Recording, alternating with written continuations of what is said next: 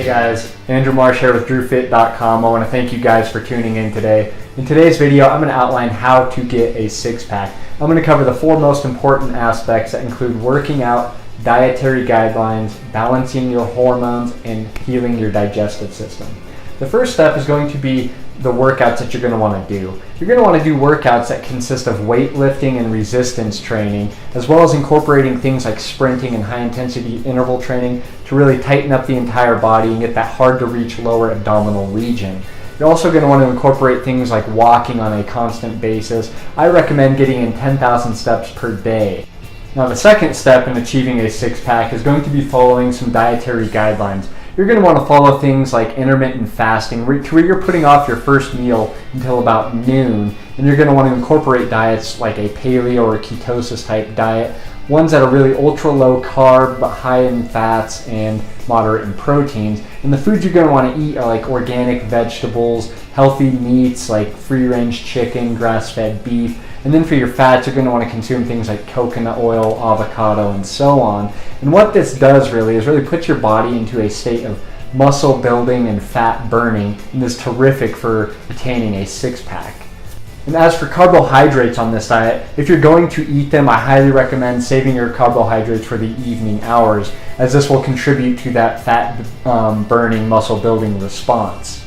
Now, the third step in achieving a six-pack is going to be balancing your hormones. Now, there's a lot of hormone disruptors out there, things like birth control or too much estrogen within the body, but the one I'm going to highlight today is cortisol, which is considered the stress hormone. Now, how do you know if your cortisol is not functioning properly? Well, you will experience things like increased anxiety, mood swings, and irritability, meaning you're not able to handle normal stressful situations as easily. As well as you're going to notice weight gain, especially in the abdominal area, as well as low free testosterone running through the body. And when you have low testosterone, especially for men, it's really going to be difficult for fat burning and muscle building.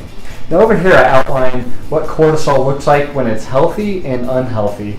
Now right here in the blue you can see it. This is about 6 a.m. when it's at its highest point, and this is what really wakes you up, gets you ready for the day, and able to take on the daily activities. And throughout the day it slowly tapers off into the evening hours around 9 or 10 p.m. and when it's at its lowest, and it kind of puts you to sleep, which is a terrific response, what we all want to achieve.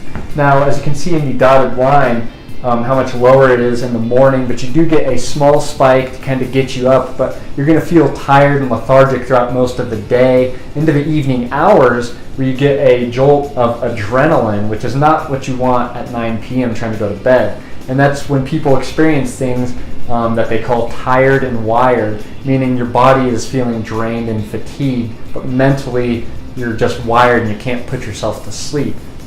And one of the ways that we mitigate this issue is really lowering your stress levels. And that can be stress at home, stress at work, whatever it may be. You want to eliminate that stress and really balance your cortisol that way. And there's also supplements that you can take that I'll get into in another video. But for now, let's just leave it at that, at lowering your stress levels. Now, the fourth step in achieving a six-pack may be the most important one, and that is really to heal the digestive system.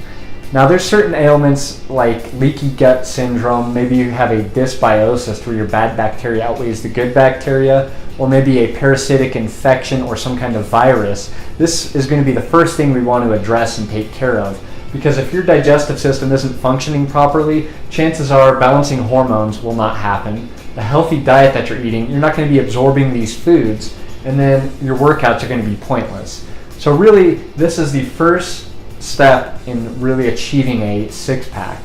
Now, if you guys suspect that you have any digestive issues, I highly encourage you to watch my other videos where I go more in depth on the topic on how to help identify and heal your digestive system. But for today, these are the 4 steps that you are going to want to take to achieve a six-pack. And if you have any comments or questions, feel free to visit my website, DrewFit.com, and shoot me an email. And hey, if you guys can like this video, share this video, that would be awesome.